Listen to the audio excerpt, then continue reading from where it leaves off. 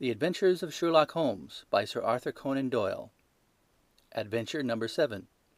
The Adventure of the Blue Carbuncle.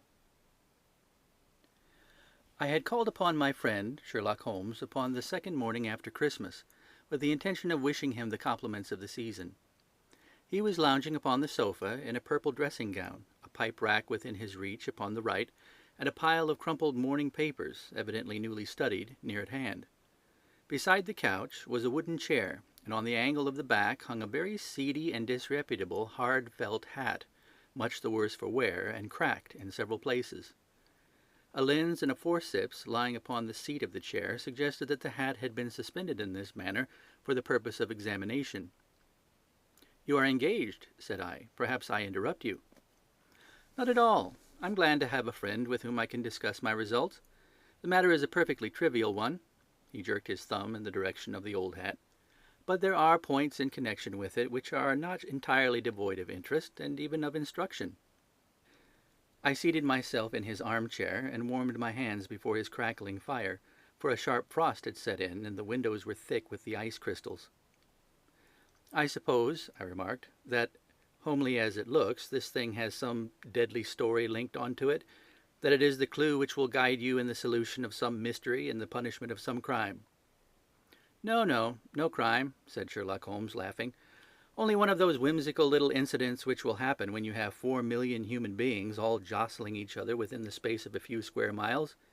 Amid the action and reaction of so dense a swarm of humanity, every possible combination of events may be expected to take place, and many a little problem will be presented which may be striking and bizarre without being criminal.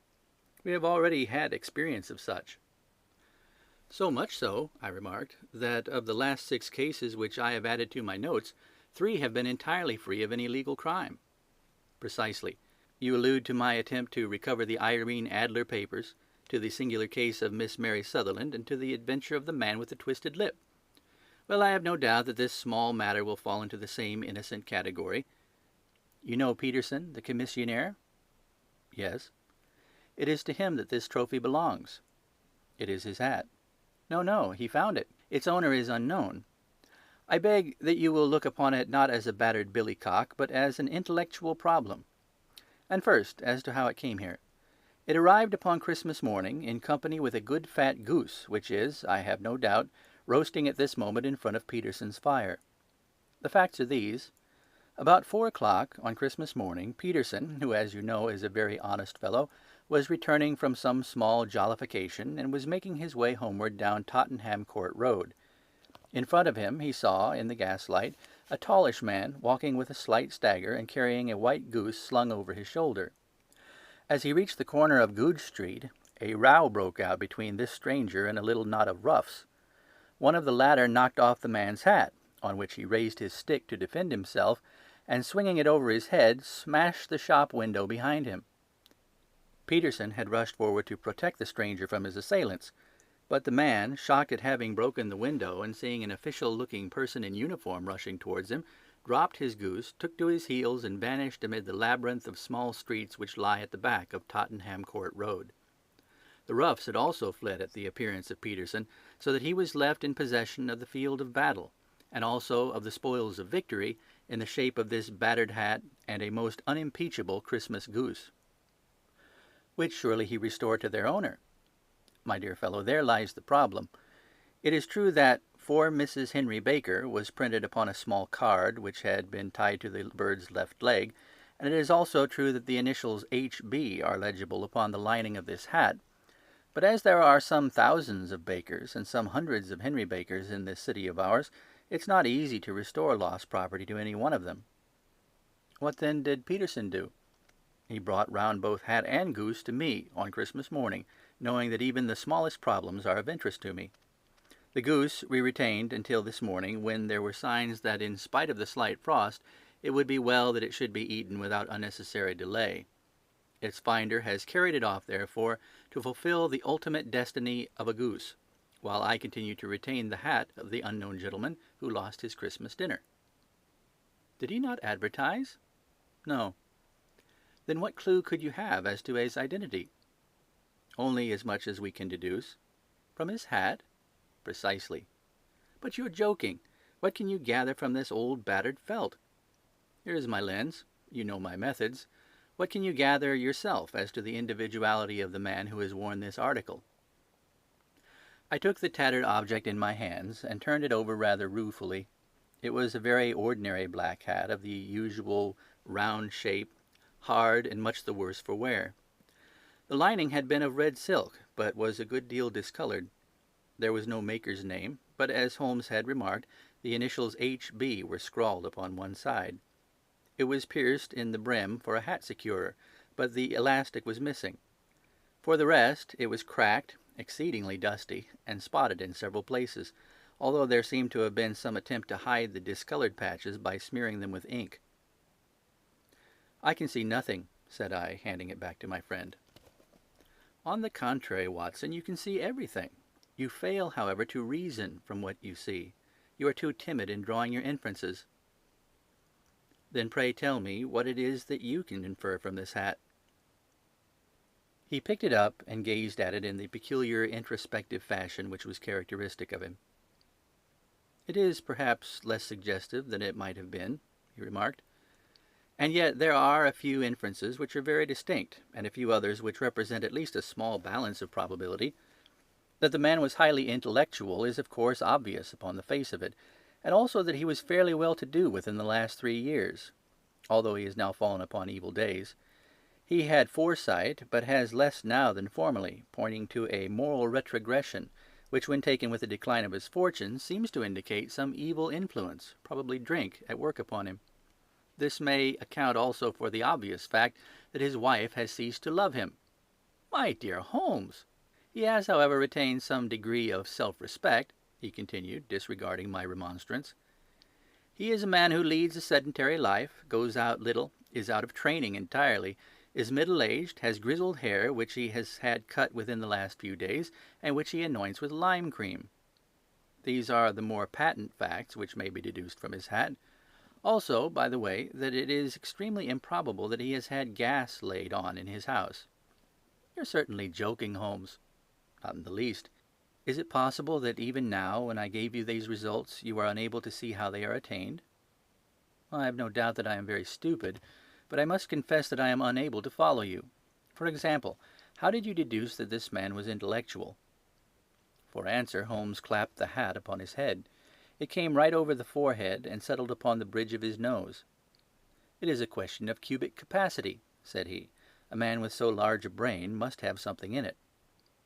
"The decline in his fortunes, then?" "This hat is 3 years old. These flat brims curled at the edge came in then. It is a hat of the very best quality. Look at the band of ribbed silk and the excellent lining.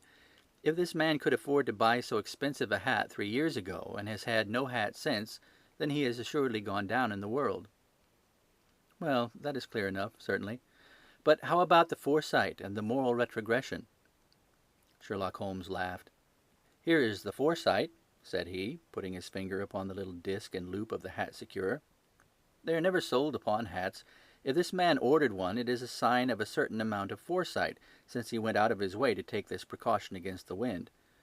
But since we see that he has broken the elastic and has not troubled to replace it, it is obvious that he has less foresight now than formerly, which is a distinct proof of a weakening nature.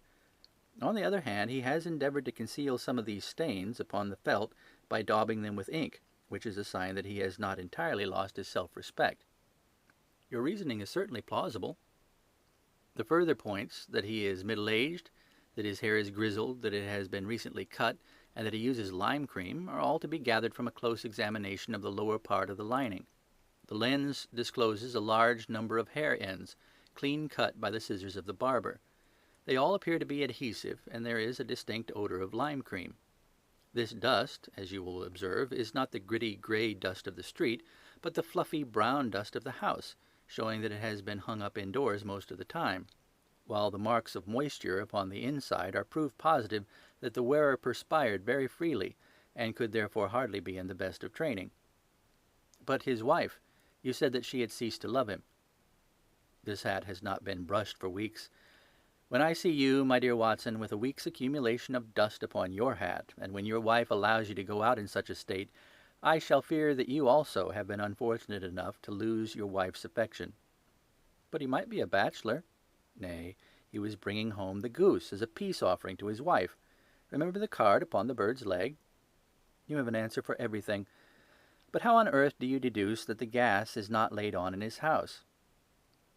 One tallow stain, or even two, might come by chance, but when I see no less than 5, I think that there can be little doubt that the individual must be brought into frequent contact with burning tallow, walks upstairs at night probably, with his hat in one hand and a guttering candle in the other. Anyhow, he never got tallow stains from a gas jet. Are you satisfied? Well, it is very ingenious, said I, laughing. But since, as you said just now, there has been no crime committed and no harm done save the loss of a goose, all this seems to be rather a waste of energy. Sherlock Holmes had opened his mouth to reply when the door flew open, and Peterson, the commissionaire, rushed into the apartment with flushed cheeks and the face of a man who is dazed with astonishment. "The goose, Mr. Holmes! The goose, sir!" he gasped. "Eh? What of it, then? Has it returned to life and flapped off through the kitchen window?" Holmes twisted himself round upon the sofa to get a fairer view of the man's excited face. "See here, sir! See what my wife found in its crop!" He held out his hand and displayed upon the center of the palm a brilliantly scintillating blue stone, rather smaller than a bean in size, but of such purity and radiance that it twinkled like an electric point in the dark hollow of his hand. Sherlock Holmes sat up with a whistle. "By Jove, Peterson," said he, "this is a treasure trove indeed. I suppose you know what you've got." "A diamond, sir! A precious stone! It cuts into glass as though it were putty." "It's more than a precious stone. It's the precious stone." "Not the Countess of Morcar's blue carbuncle!" I ejaculated. "Precisely so. I ought to know its size and shape, seeing that I have read the advertisement about it in the Times every day lately. It is absolutely unique, and its value can only be conjectured, but the reward offered of £1,000 is certainly not within a 20th part of the market price." £1,000! Great Lord a mercy! The commissionaire plumped down into a chair and stared from one to the other of us. "That is the reward, and I have reason to know that there are sentimental considerations in the background which could induce the Countess to part with half her fortune if she could just recover the gem." "It was lost, if I remember aright, at the Hotel Cosmopolitan," I remarked. "Precisely so, on the 22nd of December, just 5 days ago. John Horner, a plumber, was accused of having abstracted it from the lady's jewel case. The evidence against him was so strong that the case has been referred to the assizes. I have some account of the matter here, I believe." He rummaged amid his newspapers, glancing over the dates, until at last he smoothed one out, doubled it over, and read the following paragraph. "Hotel Cosmopolitan Jewel Robbery. John Horner, 26, plumber, was brought up upon the charge of having, upon the 22nd instant, abstracted from the jewel case of the Countess of Morcar the valuable gem known as the blue carbuncle. James Ryder, upper attendant at the hotel, gave his evidence to the effect that he had shown Horner up to the dressing-room of the Countess of Morcar upon the day of the robbery, in order that he might solder the second bar of the grate, which was loose. He had remained with Horner some little time, but had finally been called away. On returning, he found that Horner had disappeared, that the bureau had been forced open, and that the small morocco casket, in which, as it afterwards transpired, the Countess was accustomed to keep her jewel, was lying empty upon the dressing-table. Ryder instantly gave the alarm, and Horner was arrested the same evening. But the stone could not be found, either upon his person or in his rooms. Catherine Cusack, maid of the Countess, deposed to having heard Ryder's cry of dismay on discovering the robbery, and to having rushed into the room where she found matters as described by the last witness. Inspector Bradstreet, B Division, gave evidence as to the arrest of Horner, who struggled frantically and protested his innocence in the strongest terms. Evidence of a previous conviction for robbery having been given against the prisoner, the magistrate refused to deal summarily with the offence, but referred it to the assizes. Horner, who had shown signs of intense emotion during the proceedings, fainted away at the conclusion and was carried out of court. So much for the police court," said Holmes, thoughtfully, tossing aside the paper. "The question for us now to solve is the sequence of events leading from a rifled jewel case at one end to the crop of a goose in Tottenham Court Road at the other. You see, Watson, our little deductions have suddenly assumed a much more important and less innocent aspect. Here is the stone. The stone came from the goose, and the goose came from Mr. Henry Baker, the gentleman with the bad hat and all the other characteristics with which I have bored you. So now we must set ourselves very seriously to finding this gentleman and ascertaining what part he has played in this little mystery. To do this, we must try the simplest means first, and these lie undoubtedly in an advertisement in all the evening papers. If this fail, I have recourse to other methods. What will you say? Give me a pencil and that slip of paper. Now then, found at the corner of Goodge Street, a goose and a black felt hat. Mr. Henry Baker can have the same by applying at 6:30 this evening at 221B Baker Street. That's clear and concise. Very, but will he see it? Well, he is sure to keep an eye on the papers, since to a poor man the loss was a heavy one. He was clearly so scared by his mischance in breaking the window and by the approach of Peterson that he thought of nothing but flight. But since then he must have bitterly regretted the impulse which caused him to drop his bird. And then again, the introduction of his name will cause him to see it, for every one who knows him will direct his attention to it. Here you are, Peterson. Run down to the advertising agency and have this put in the evening papers. In which, sir? Oh, in the Globe, Star, Pall Mall, St. James, Evening News, Standard, Echo, and any others that occur to you. Very well, sir. And this stone? Ah, yes, I shall keep the stone. Thank you. And I say, Peterson, just buy a goose on your way back and leave it here with me, for we must have one to give to this gentleman in place of the one which your family is now devouring. When the commissionaire had gone, Holmes took up the stone and held it against the light. It's a bonny thing, said he. Just see how it glints and sparkles. Of course, it is a nucleus and focus of crime. Every good stone is. They are the devil's pet baits. In the larger and older jewels, every facet may stand for a bloody deed. This stone is not yet 20 years old. It was found in the banks of the Amoy River in southern China, and is remarkable in having every characteristic of the carbuncle, save that it is blue in shade instead of ruby red. In spite of its youth, it has already a sinister history. There have been 2 murders, a vitriol throwing, a suicide, and several robberies brought about for the sake of this 40-grain weight of crystallized charcoal. Who would ever think that so pretty a toy could be a purveyor of the gallows and the prison? I'll lock it up in my strong-box now, and drop a line to the Countess to say that we have it. Do you think that this man Horner is innocent? I cannot tell. Well, then, do you imagine that this other one, Henry Baker, had anything to do with the matter? It is, I think, much more likely that Henry Baker is an absolutely innocent man who had no idea that the bird which he was carrying was of considerable more value than if it were made of solid gold. That, however, I shall determine by a very simple test, if we have an answer to our advertisement. And you can do nothing till then? Nothing. In that case, I shall continue my professional round. But I shall come back in the evening at the hour you have mentioned, for I would like to see the solution of so tangled a business. Very glad to have you. I dine at 7. There is a woodcock, I believe. By the way, in view of recent occurrences, perhaps I ought to ask Mrs. Hudson to examine its crop. I had been delayed at a case, and it was a little after 6:30 when I found myself in Baker Street once more. As I approached the house, I saw a tall man in a Scotch bonnet with a coat, which was buttoned up to his chin, waiting outside in the bright semicircle which was thrown from the fanlight. Just as I arrived, the door was opened, and we were shown up together to Holmes's room. "Mr. Henry Baker, I believe?" said he, rising from his armchair and greeting his visitor with the easy air of geniality which he could so readily assume. "Pray take this chair by the fire, Mr. Baker. It's a cold night, and I observe that your circulation is more adapted for summer than for winter. Ah, Watson, you have just come at the right time. Is that your hat, Mr. Baker?" "Yes, sir, that is undoubtedly my hat."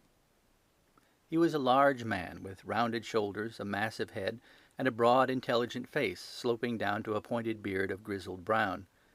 A touch of red in nose and cheeks, with a slight tremor in his extended hand, recalled Holmes's surmise as to his habits. His rusty brown frock coat was buttoned right up in front, with the collar turned up, and his lank wrists protruded from his sleeves without a sign of cuff or shirt. He spoke in a slow staccato fashion, choosing his words with care, and gave the impression generally of a man of learning and letters who had had ill usage at the hands of fortune. "We have retained these things for some days," said Holmes, "because we expected to see an advertisement from you giving your address.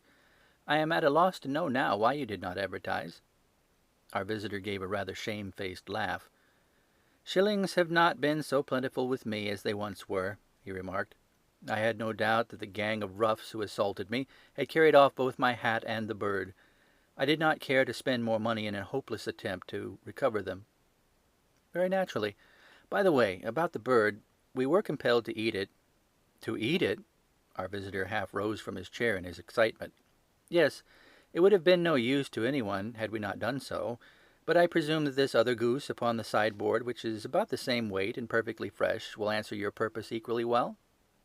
"Oh, certainly, certainly," answered Mr. Baker with a sigh of relief.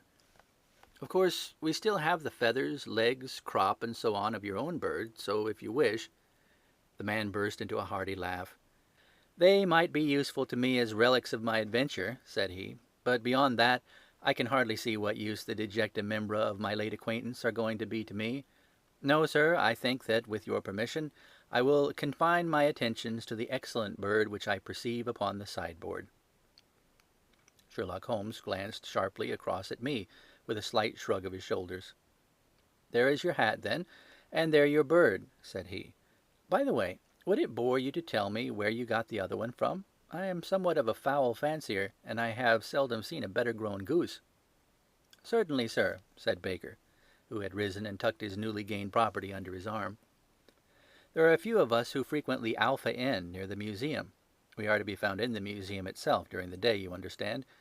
This year our good host, Windigate by name, instituted a goose club, by which, on consideration of some few pence every week, we were each to receive a bird at Christmas. My pence were duly paid, and the rest is familiar to you. I am much indebted to you, sir, for a Scotch bonnet is fitted neither to my years nor my gravity." With a comical pomposity of manner, he bowed solemnly to both of us, and strode off upon his way. "So much for Mr. Henry Baker," said Holmes, when he had closed the door behind him. "It is quite certain that he knows nothing whatever about the matter. Are you hungry, Watson?" "Not particularly." "Then I suggest that we turn our dinner into a supper, and follow up this clue while it is still hot." "Yes, by all means." It was a bitter night, so we drew on our ulsters and wrapped cravats around our throats.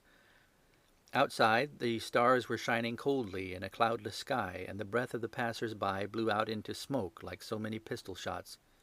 Our footfalls rang out crisply and loudly as we swung through the Doctor's Quarter, Wimpole Street, Harley Street, and so through Wigmore Street into Oxford Street. In a quarter of an hour we were in Bloomsbury at the Alpha Inn, which is a small public house at the corner of one of the streets that runs down into Holborn. Holmes pushed open the door of the private bar, and ordered 2 glasses of beer from the ruddy-faced, white-aproned landlord. "Your beer should be excellent, if it is as good as your geese," said he. "My geese?" The man seemed surprised. "Yes. I was speaking only half an hour ago to Mr. Henry Baker, who was a member of your goose club." "Ah, yes, I see. But you see, sir, them's not our geese." "Indeed. Whose then?" "Well, I got the 2 dozen from a salesman in Covent Garden." "Indeed. I know some of them. Which one was it?" "Breckenridge is his name." "I don't know him. Well, here's your good health, landlord, and prosperity to your house. Good night." "Now for Mr. Breckenridge," he continued, buttoning up his coat as we came into the frosty air. "Remember, Watson, that though we have so homely a thing as a goose at one end of this chain, we have at the other a man who will certainly get 7 years' penal servitude unless we can establish his innocence. It is possible that our inquiry may but confirm his guilt, but in any case we have a line of investigation which has been missed by the police, and which a singular chance has placed into our hands. Let us follow it out to the bitter end. Faces to the south, then, and quick march." We passed across Holborn, down Indal Street, and so through a zigzag of slums to Covent Garden Market. One of the largest stalls bore the name of Breckenridge upon it, and the proprietor, a horsey-looking man with a sharp face and trim side-whiskers, was helping a boy to put up the shutters. "Good evening. It's a cold night," said Holmes. The salesman nodded and shot a questioning glance at my companion. "Sold out of geese, I see," continued Holmes, pointing at the bare slabs of marble. "Let you have 500 tomorrow morning." "That's no good." "Well, there are some on the stall with the gas flare." "Ah, but I was recommended to you." "Who by?" "The landlord of the Alpha." "Oh, yes, I sent him a couple of dozen." "Fine birds they were, too. Now, where did you get them from?" To my surprise, the question provoked a burst of anger from the salesman. "Now then, mister," said he, with his head cocked and his arms akimbo, "what are you driving at? Let's have it straight now." "It's straight enough. I should like to know who sold you the geese which you supplied to the Alpha." "Well, then, I shan't tell you. So now." "Oh, it's a matter of no importance. But I don't know why you should be so warm over such a trifle." "Warm? You'd be as warm, maybe, if you were pestered as I am. When I pay good money for a good article, there should be an end to the business. But it's where the geese, and who did you sell the geese to, and what will you take for the geese? One would think they are the only geese in the world to hear the fuss that's made over them." "Well, I have no connection with any other people who have been making inquiries," said Holmes carelessly. "If you won't tell us, the bet's off, that's all. But I'm always ready to back my opinion on a matter of fowls, and I have a fiver on it that the bird I ate is country bred." "Well, then, you've lost your fiver, for it's town bred," snapped the salesman. "It's nothing of the kind." "I say it is." "I don't believe it." "Do you think you know more about fowls than I, who have handled them ever since I was a nipper? I tell you all those birds that went to the Alpha were town bred." "You'll never persuade me to believe that." "Will you bet, then?" "It's merely taking your money, for I know that I am right. But I'll have a sovereign on with you, just to teach you not to be obstinate." The salesman chuckled grimly. "Bring me the books, Bill," said he. The small boy brought round a small thin volume and a great greasy-backed one, laying them out together beneath the hanging light. "Now then, Mr. Cocksure," said the salesman, "I thought that I was out of geese, but before I finish you'll find that there's still one left in my shop. You see this little book? Well, that's the list of the folk from whom I buy. Do you see? Well, then, here on this page are the country folk, and the numbers after the names are where their accounts are in the big ledger. Now then, you see this other page in red ink? Well, that's a list of my town suppliers. Now look at that third name. Just read it out to me." "Mrs. Oakshott, 117 Brixton Road, 249, read Holmes. "Quite so. Now, turn that up in the ledger." Holmes turned to the page indicated. "There you are, Mrs. Oakshott, 117 Brixton Road, egg and poultry supplier. Now then, what's the last entry?" "December 22nd, 24 geese at 7 shillings 6 pence. "Quite so. There you are. And underneath? Sold to Mr. Windigate of the Alpha at 12 shillings. What do you have to say now?" Sherlock Holmes looked deeply chagrined. He drew a sovereign from his pocket and threw it down upon the slab, turning away with the air of a man whose disgust is too deep for words. A few yards off, he stopped under a lamp-post and laughed in the hearty, noiseless fashion which was peculiar to him. "When you see a man with whiskers of that cut and the pink 'un protruding out of his pocket, you can always draw him by a bet," said he. "I dare say that if I had put £100 down in front of him, that man would not have given me such complete information as was drawn from him by the idea that he was doing me on a wager. Well, Watson, we are, I fancy, nearing the end of our quest, and the only point which remains to be determined is whether we should go on to this Mrs. Oakshott tonight, or whether we should reserve it for tomorrow. It is clear from what that surly fellow said that there are others besides ourselves who are anxious about this matter, and I should—" His remarks were suddenly cut short by a loud hubbub which broke out from the stall which we had just left. Turning round, we saw a little rat-faced fellow standing in the center of the circle of yellow light which was thrown by the swinging lamp, while Breckenridge, the salesman, framed in the door of his stall, was shaking his fists fiercely at the cringing figure. "I've had enough of you and your geese," he shouted. "I wish you were all at the devil together. If you come pestering me any more with your silly talk, I'll set the dog at you. You bring Mrs. Oakshott here, and I'll answer to her, but what do you have to do with it? Did I buy the geese off you?" "No, but one of them was mine all the same," whined the little man. "Well, then ask Mrs. Oakshott for it." "She told me to ask you." "Well, you can ask the King of Prussia for all I care. I've had enough of it. Get out of this." He rushed fiercely forward, and the inquirer flitted away into the darkness. "Ha! This may save us a visit to Brixton Road," whispered Holmes. "Come with me, and we will see what is to be made of this fellow." Striding through the scattered knots of people who lounged round the flaring stalls, my companion speedily overtook the little man and touched him upon the shoulder. He sprang round, and I could see in the gaslight that every vestige of color had been driven from his face. "Who are you, then? What do you want?" he asked in a quavering voice. "You will excuse me," said Sherlock Holmes blandly, "but I could not help overhearing the questions which you put to the salesman just now. I think that I could be of assistance to you." "You? Who are you? How could you know anything of the matter?" "My name is Sherlock Holmes. It is my business to know what other people don't know."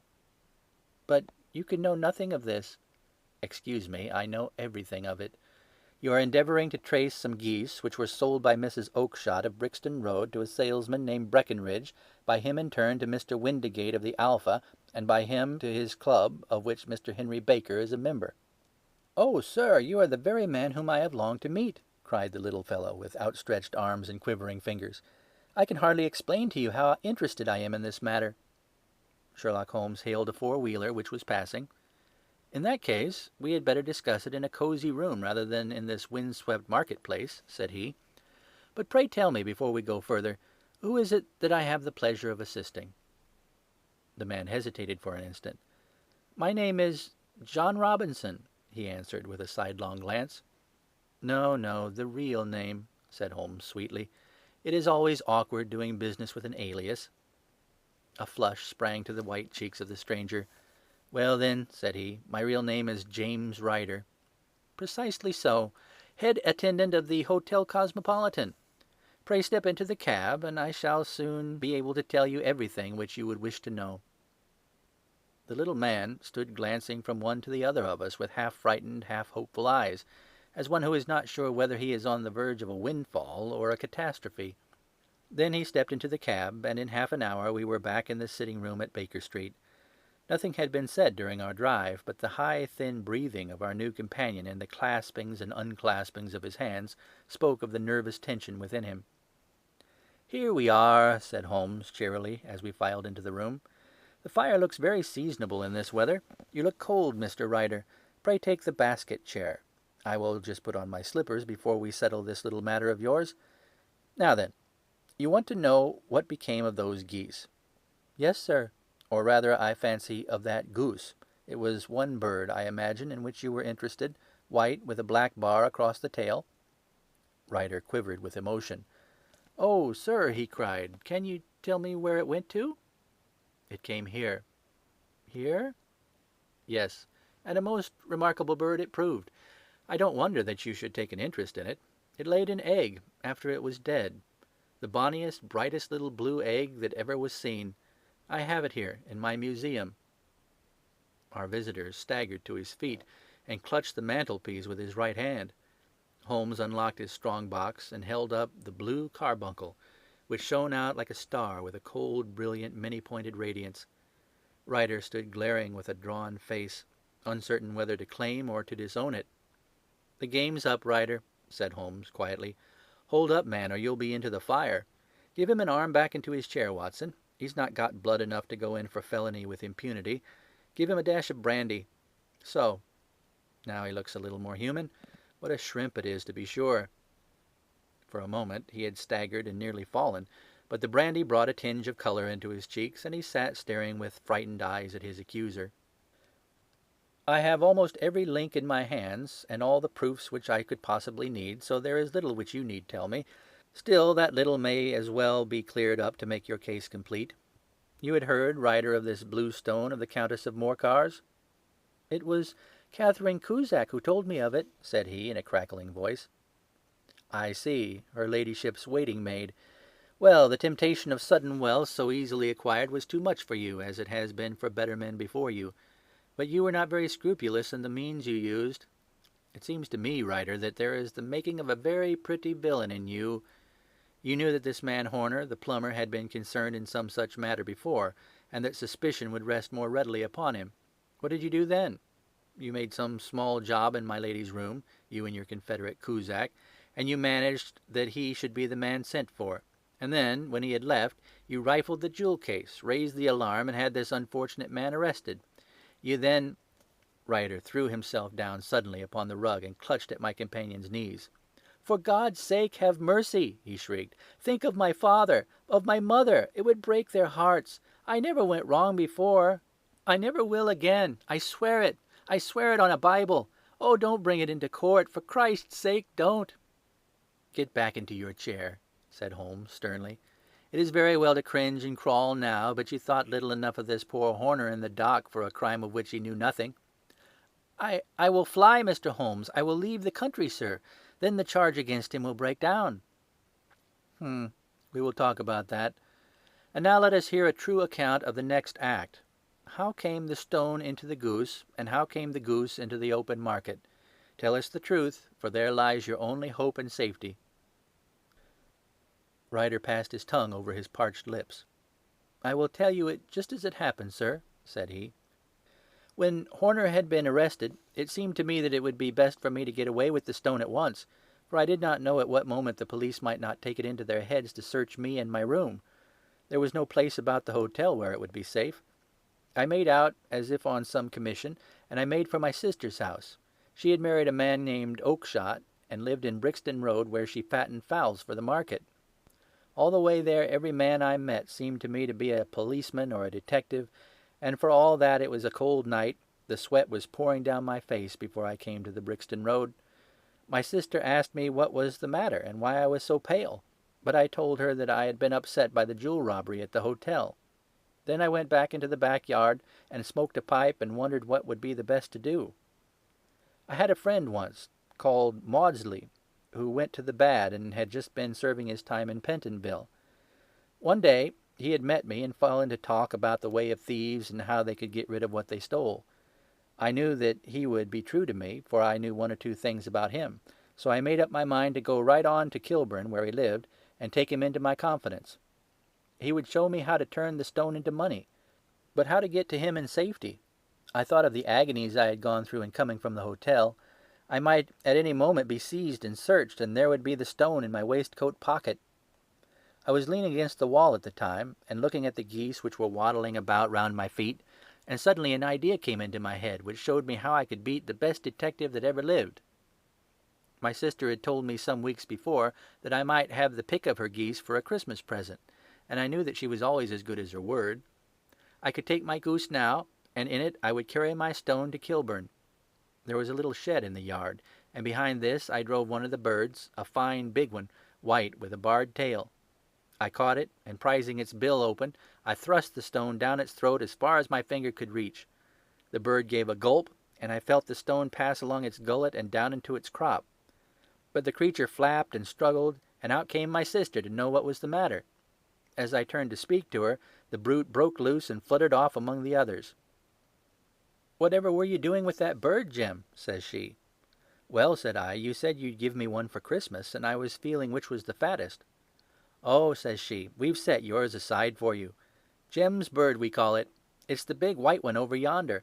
There's 26 of them, which makes one for you and one for us and 2 dozen for the market."